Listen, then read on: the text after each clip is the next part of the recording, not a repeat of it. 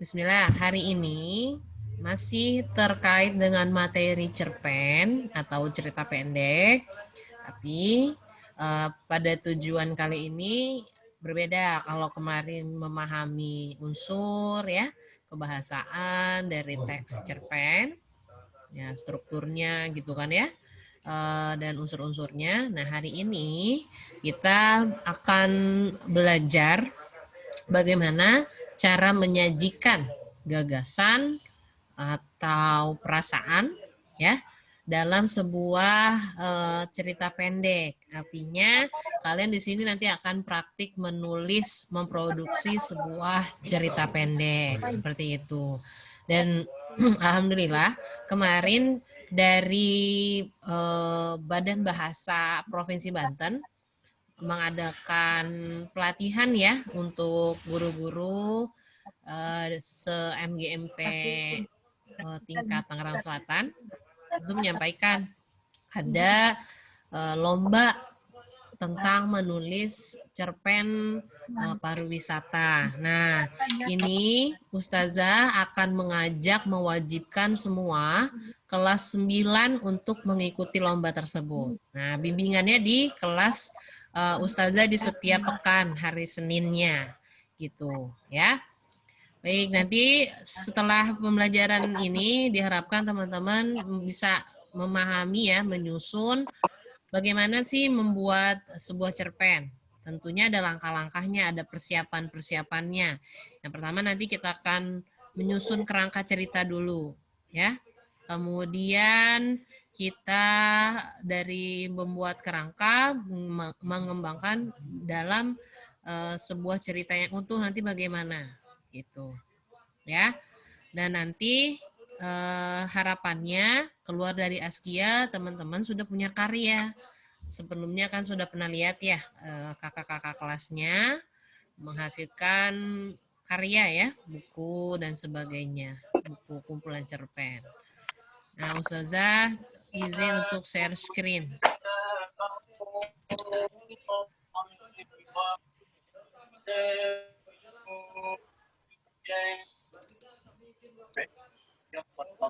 Sudah muncul belum layarnya?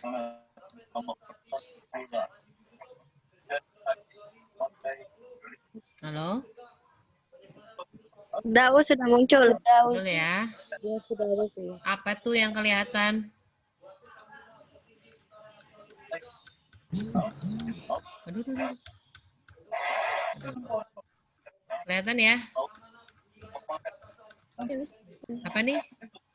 Tentang menulis dengan rasa, data, dan logika ya teman-teman. Iya, baik. Oke. Sampai sini. Ada yang mau menanggapi dulu tentang judul materi pembelajaran hari ini? Tidak ada ya. Baik. Lanjut. Oke. Ini ada yang disajikan konsep dalam Islam, teman-teman. Bisa ditanamkan di kehidupan sehari-hari kalian ya. Bukan hanya di dalam bahasa Indonesia saja. Jadi dari Imam Syafi'i rahimullah bahwa ikatlah ilmu kalian dengan sebuah tulisan. Jadi betapa urgensinya menulis ya dalam agama kita diajarkan untuk menulis untuk mengikat sebuah ilmu gitu ya. Ilmu diibaratkan seperti buruan dan tulisan adalah ikatannya atau talinya. Nah, ikatlah buruanmu dengan tali yang kuat termasuk kebodohan. Kalau engkau memburu kijang, nah termasuk kebodohan. Kalau engkau memburu kijang setelah itu kamu tinggalkan terlepas begitu saja. Jadi ibarat kata kijang itu ilmu yang kalian buru, nah, tulisan itu yang mengikatnya, tali itu yang mengikat si kijang itu. Tapi kalau tidak diikat tempat tali itu kalian lepaskan itu suatu kebodohan. Begitu dalam Islam urgensi dalam menulis dalam belajar gitu. Ya, semoga ini bisa dipahami ya ke semuanya. Ini landasan paling utamanya banget gitu. Nah, pertanyaannya dari Ustazah. Bisa jawab ya, mudah-mudahan. Kira-kira setiap orang bisa nulis cerita apa enggak? Apa butuh bakat atau tidak, kira-kira? Insya Allah bisa, Us. Bisa. Bisa sudah. Bisa nulis ya semuanya Insya ya. Allah bisa. Tangannya masih lengkap ya. Ya sudah. Heeh. Sudah. Alhamdulillah masih dikaruniai akal pikiran oleh Allah saat ini. Alhamdulillah masih sudah. Berarti intinya masih bisa berpikir ya. Masih bisa Masih, berkarya. Ya sudah. Tidak ada virus yang mengganggu dalam otak ya. Nauzubillah min dzalik. Kemudian tangan juga masih dilengkapi. Bisa menulis, jari-jarinya masih lengkap. Terus kira-kira butuh bakat nggak menulis? Enggak. Enggak. Betul. Enggak juga. Kira-kira butuh nggak? Enggak. Yang butuh adalah kemauan. Ya. Kan setiap hari kayaknya sering deh teman-teman nulis ya. Nulis di status WA, status media sosial ya, Facebook atau Instagram dan lain sebagainya. Nah, sebenarnya ya teman-teman, media sosial itu bisa jadi sarana teman-teman mencurahkan gagasan atau pikiran. Nah, kalau tadi pagi yang menyimak MG, AA ngebahas ya, jangan sembarangan curhat gitu ya, apalagi di media sosial. Nah, curhatan yang gimana nih yang bisa kita bagikan sebenarnya ke media sosial? Nah, itu butuh ilmunya teman-teman.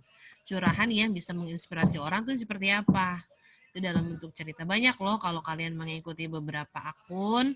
Kalau saya mengikuti ada tuh yang menginspirasi ya, masih muda. Dan tulisan-tulisannya, update-updateannya di IG gitu ya, di feed IG-nya. Itu cerita-cerita pendek yang bersambung gitu ya. Kemudian sekarang sudah menjadi kumpulan buku, udah berseri gitu bukunya, Masya Allah. Itu ada Mbak Apik atau Mbak Aji Nur Afifah, kemudian ada lagi temennya tuh para pendongeng, ada Kak Rona Mentari di situ. Kalau kita ngikutin ya, follow, itu luar biasa sih bagaimana beliau-beliau mengisahkan cerita ya, cerita fiksi tentunya berdasarkan dari pengalamannya mereka juga. Jadi kumpulan buku dan diminati banyak orang. Gitu. Jadi itu esensinya teman-teman, kalau kalian punya kemampuan menulis, punya kemampuan gagasan pikiran yang menginspirasi, itu akan menghasilkan teman-teman. Ya. Nah, Ustazah mau lanjut aja nih di sini. Kelihatan ada layarnya tentang apa? Latihan memacu pandangan. Oke, ada berapa gambar di situ? 4. Oke, apa aja gambarnya? Cincin, tukang lagi ribut-ribut. Terus? Gerobak, orang main bulu tangkis, cincin sama tawuran. Tawuran apa sih ini? Oke. Nah, ini apa? Nggak tahu. Ada orang gerobak jualan ya, menjualan tenis lapangan, atlet petenis ya. Kemudian ini supporter yang ricuh ya, nonton bola, kemudian ada cincin. Nah, kalau tadi kita sepakat bahwa semua orang itu bisa bikin cerita, bisa bercerita, menulis cerita gitu ya, bisa menulis. Dan intinya ya, manusia itu senang bercerita, teman-teman. Makhluk yang senang bercerita, apalagi perempuan, ya. Setuju apa setuju? Kira-kira. Kalau perempuan, makhluk yang senang cerita, gitu ya. Ya, lanjut ya. Dari sila dan memacu pandangan. Nah, Ustazah minta dari kalian buat cerita pendek secara verbal. Sekarang juga lisan ya, maksudnya untuk menghubungkan keempat gambar tersebut. Bebas, kalian mau mulai dari mana gambarnya. Nah, yuk, tadi di Ikhwan lumayan seru tuh. Yuk, Neng. Halo? Siapa yang mau mulai duluan? Latihan memacu pandangan ini? Saya sudah. Ya, Lulu, silakan. Kalau menurut saya jadi tukang bakso itu dia nikah, terus dia punya anak, tukang kan maksudnya pemain tenis. Nah, terus bapaknya nonton dia, habis itu bapaknya ribut-ribut, semangatin dia. Oke, sip. Itu versinya Lulu. Yuk, Ustazah mau dengar versi yang lain. Terima kasih dulu. Yuk. Tadi yang Ikhwan hampir semuanya loh nyampein. Seru deh tadi ininya. Ayo yang Ahwat keluarin ininya. Akalnya dipergunakan. Ayo untuk membuat cerita. Singkat aja. Nggak usah panjang-panjang. Tadi kayak Lulu. Ayo Naila. Naila nyalain mic-nya Naila.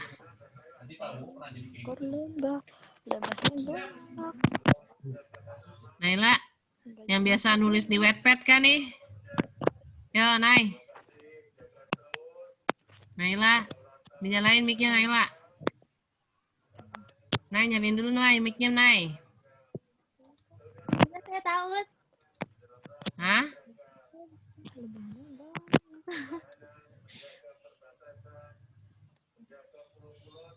Naila? Ayo yang lain yang mana nih? Ada 20 berapa nih di sini? Saya Ya, yuk coba. silakan. Siapa? Siapa ini? Aini, ayo Aini. Saja saya. Saya siapa? Takut. Salwa. Oh, Salwa, silakan Salwa. Itu Ika muncul aja nggak ada suaranya, Kak. Salwa coba disampaikan ceritanya. Jadi tenisnya kan makan Gimana? Pemain tenisnya kan lagi makan bakso. Habis itu ketemu Anita. Habis itu istrinya nonton suaminya main tenis. Perlombaan heboh. Ya, oke. Yang lain coba. Ada istrinya ya, ada gambar istrinya. Oke, ada gambar istrinya. Ini Zaza. Yo, ini silakan. Jadi dimulai dari yang hanya seorang tukang bakso yang berusaha untuk yang berawal dari bawah dan berusaha untuk jadi lebih di usaha yang pertama itu kayak dia ketika kita ingin mencapai sesuatu kita tuh harus berusaha, jadi dia berusaha buat bermain tenis terlebih dahulu. Habis itu setelah dia sukses, setelah dia terkenal, dia menjalani kehidupan selanjutnya atau membuka lembaran baru dengan menikah, dan ketika dia kaya ataupun sukses banyak orang yang mau mendekatinya. Oke, siap. Masing-masing. Yuk, yang lain. Yuk. Ya, satu lagi. Nama Ustazah. Yuk, Hasna, silakan. Jadi ada atlet tenis. Nah, dia itu ke tempat bakso. Terus dia ketemu sama seorang wanita. Terus dia ngelamar wanita itu untuk dinikahi. Tapi acaranya itu dibubarin karena masa corona. Siap. Dia terinspirasi dari ini ya, kejadian yang sekarang ya, virus corona. Oke, terima kasih tadi yang sudah berusaha menyajikan ya ceritanya. Oke, kalau dari Ustazah gini ceritanya versus Ustazah. Ada seorang petenis yang tertangkap di lapangan karena mencuri cincin emas. Dan di akhir masa tuanya, atlet tersebut menjadi tukang bakso. Gitu. Ya, jadi banyak macam-macam imajinasinya yang kalian miliki. Ya, sampai sini bisa dipahami, bisa diikuti materinya?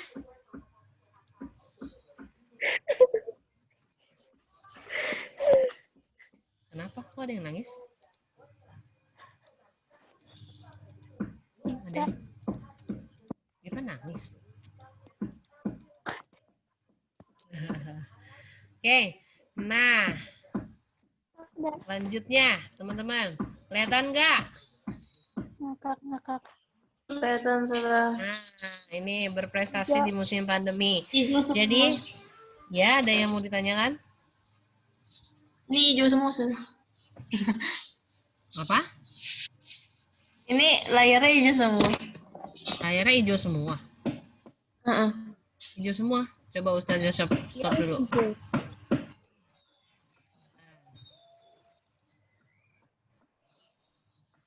Sudah.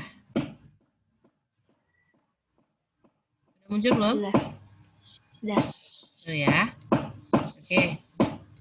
Jadi ini kemarin di MGMP Bahasa Indonesia ada informasi terkait dengan lomba menulis sastra pariwisata bersama Ibu Naning Pranoto, ya.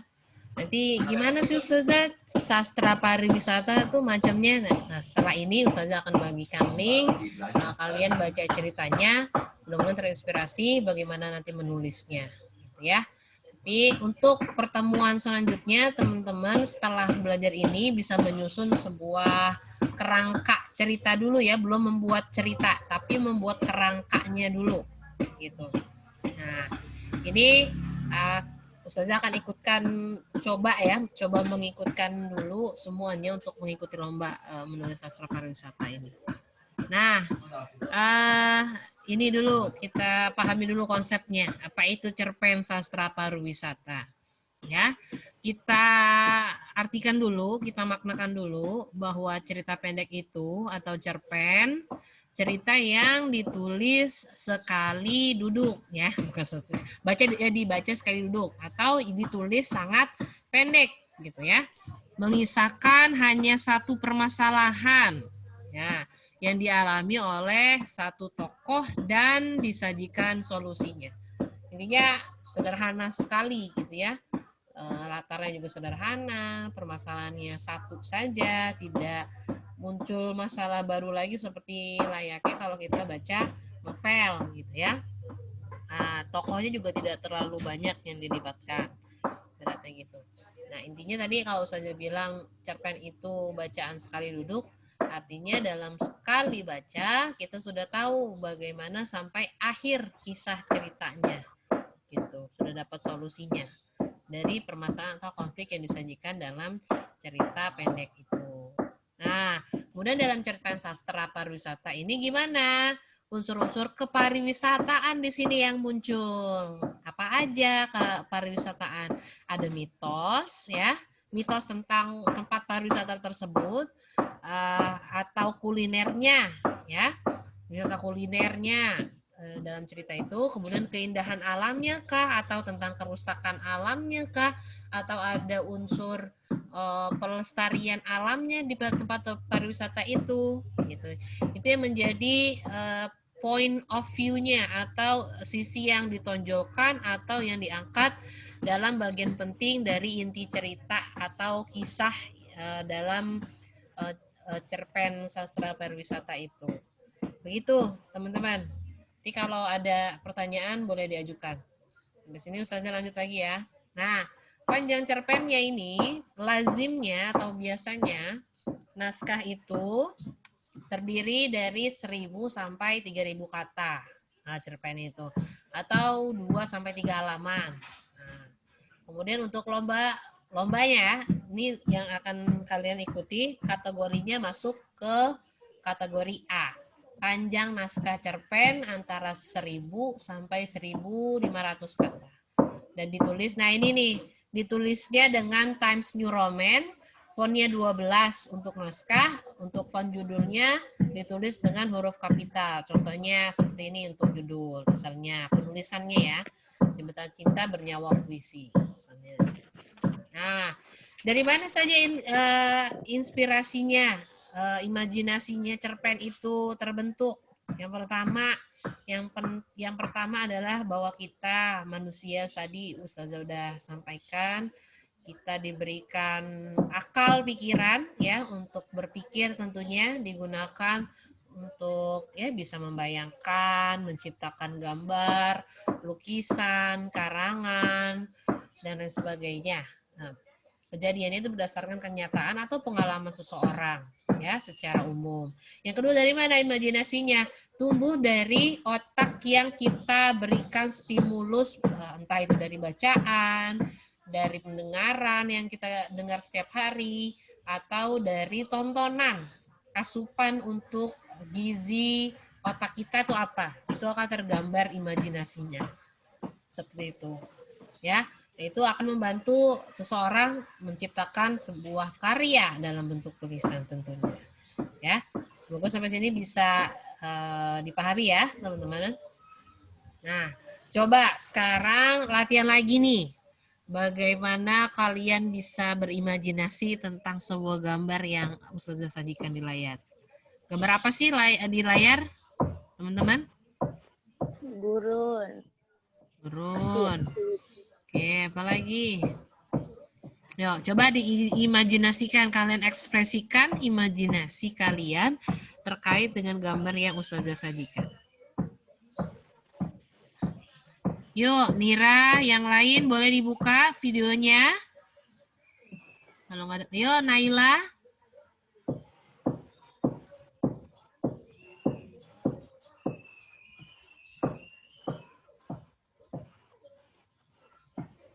Naila, dengar suara Ustazah nggak? Halo. Ini suara Ustazah jelas nggak sih? Jelas, Us. Iya, Ustazah tanya loh. Ustazah bertanya. Dijawab saja tidak. Ini sama orang yang Ustazah panggil namanya. Ayo, Naila. Yo, sudah. Ya, silakan dijawab tadi. Ustazah minta. Coba. Dinyalakan mic-nya. Coba ekspresikan dulu gambar ini terkait bisa ngarang cerita mungkin dengan gambar gurun, ada onta yang berbaris dan sebagainya.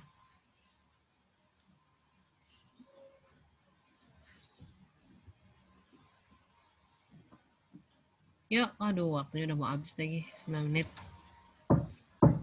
Ayo atuh, Neng. Ini mumpung lagi live Zoom ini. Yuk, ada yang mau nyoba nggak? Jangan sia-siain dong, yuk. Saya Us. Yuk, silakan.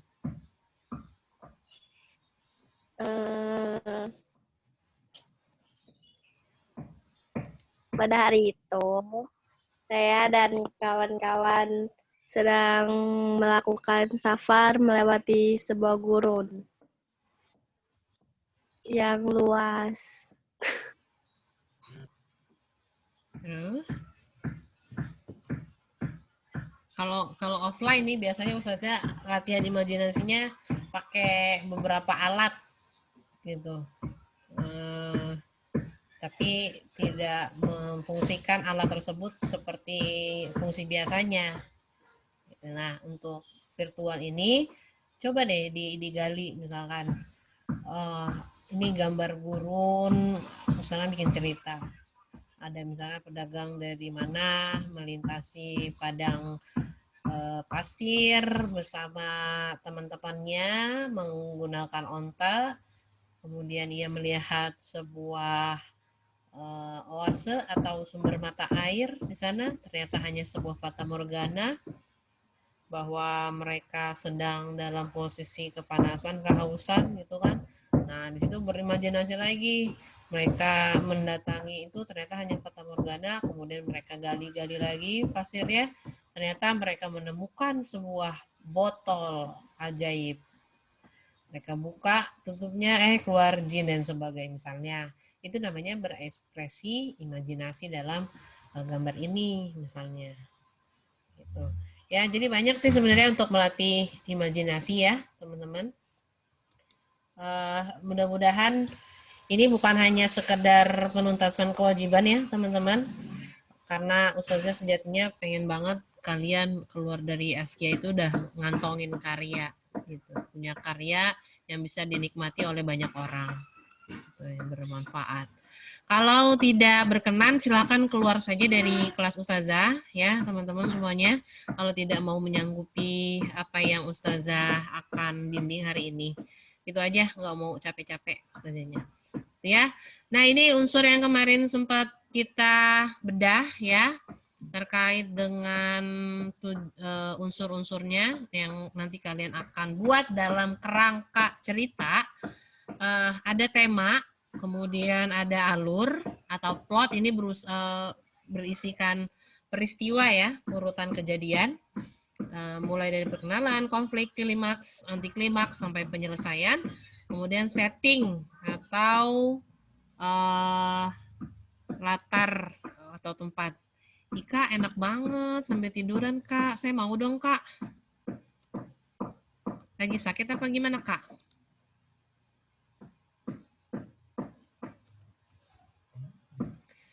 Kemudian ada tokoh, watak, sudut pandang, dan amanat. Ini nanti yang kalian tentukan dalam kerangka ya. Kemudian daya tarik cerpen. Nah, ini sebuah cerpen itu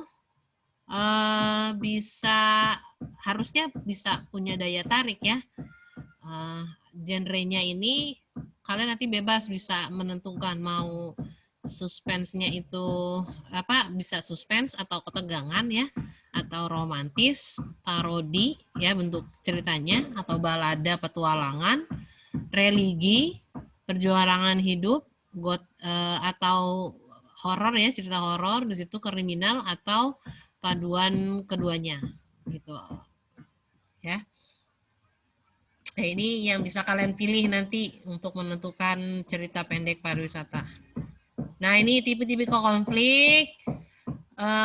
Ini yang pertama bisa antara tokoh satu dengan tokoh lainnya, man versus man, atau tokoh dengan dirinya sendiri berkonflik, bisa tokoh dengan lingkungannya, tokoh dengan komunitasnya ya, lingkungan sosialnya, kemudian tokoh dengan teknologi, tokoh dengan ya supernatural, misalnya cerita-cerita horor, mitos dan sebagainya, tokoh dengan konflik dengan agamanya misalnya. Nah, ini harus diolah dengan baik tentunya untuk menampilkan daya tarik suatu cerita. Begitu. Nanti bisa kalian pilih mau yang mana kira-kira konfliknya. Nah, ini struktur plot atau alur. Kira-kira gambarnya seperti ini, teman-teman. Bisa dipahami ya. Mulai dari pengenalan, orientasinya, ya. Kemudian masuk ke komplikasi di sini. Mulai pemunculan masalah, rising action. Apa penyebabnya? Dimunculkan dulu sebab-sebabnya. Kemudian dari sebab ini muncul di puncaknya, yaitu klimaks, puncak dari masalah cerita. Gitu. Nah, udah puncak tentunya nggak mungkin berada lama di atas puncak ya. Naik gunung aja nggak bakalan lama-lama kuat di atas. Nanti bisa hipotermia, kekurangan oksigen. Nah, makanya harus diadakan penurunan konflik atau anti klimaks di sini. Nah, sampai ada resolusinya, akhir dari bagaimana sih penyelesaiannya dari sebuah konflik yang tadi disajikan. Akibat-akibatnya apa di situ? Akhir ceritanya di situ. Ya, sebenarnya bisa dipahami ya struktur atau plot ini. Kemudian, nah ini buat konsep, matangkan ide yang utuh. Nah ini nanti di pertemuan selanjutnya sih baru ya. Intinya ada modal utama adalah diksi, pemilihan kata. Gitu. Kemudian persyaratan diksinya gimana? Ada ketepatan dan ketepatan. Oh ya, untuk membuat alur juga harus logis ya, masuk akal. Gitu. Nah ini menggali diksi. Nah, cipta penunjuk kalimat. Nah ini cipta judul dan panjang kalimat. Harus catchy, menarik, dan mudah diingat untuk membuat judul. Terdiri 1-5 kata aja untuk judul. Ya, cipta judul. Dan pilih kata-kata yang tepat dan kuat nanti untuk memilih judul cerpen kalian. Nah, kalau perlu kontroversial. Nah kan kadang bikin berita juga gitu ya. Oh, headline-nya ini kita mau ngeklik. Ternyata isinya gimana gitu ya. Dan bahasanya menarik. Ini tips untuk membuat judul cerpen. Menulis kalimat naskah cerpen dengan metode KISS, yaitu keep, It, should, dan simple. 8 sampai 12 kata aja. Jangan lebih dari itu, misalkan. Nah, gunakan tanda baca yang tepat, tanda titik, tanda koma, dan tanda tanya, dan tanda petik. Biasanya kalau di cerpen kan ada kalimat langsung ya, gitu. Ujaran-ujaran yang disampaikan oleh si tokoh dalam cerpen yang kalian buat. Seperti itu.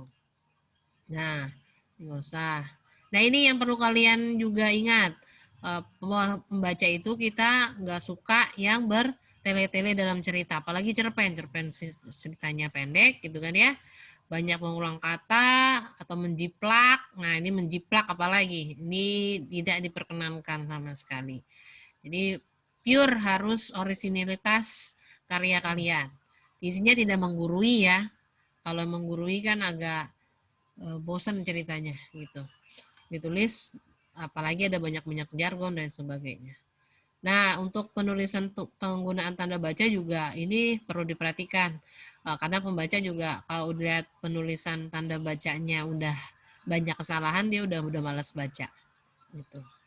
Nah, ini lombanya ya, lomba yang diadakan oleh Dewan Bahasa Provinsi Banten, dibuka di tanggal 29 sampai 15 November, cuman nanti dari Ustazah akan ada deadline di luar itu untuk pengiriman naskah, gitu ya. Nah, ini tokoh penting dari sastra Indonesia, yaitu Pak Pramudia Natatur, untuk memotivasi kalian aja, bahwa beliau pernah menyampaikan seperti ini, semua harus ditulis, apapun itu, jangan takut tidak dibaca atau tidak diterima penerbit. Yang penting tulis, dan tulis suatu saat pasti akan berguna. Seperti itu. Ya, teman-teman, untuk materi hari ini terkait dengan menulis tadi dengan menulis dengan rasa, data, dan logika. Boleh sambil diriset bagaimana kalian menyajikan cerita dan sebagainya.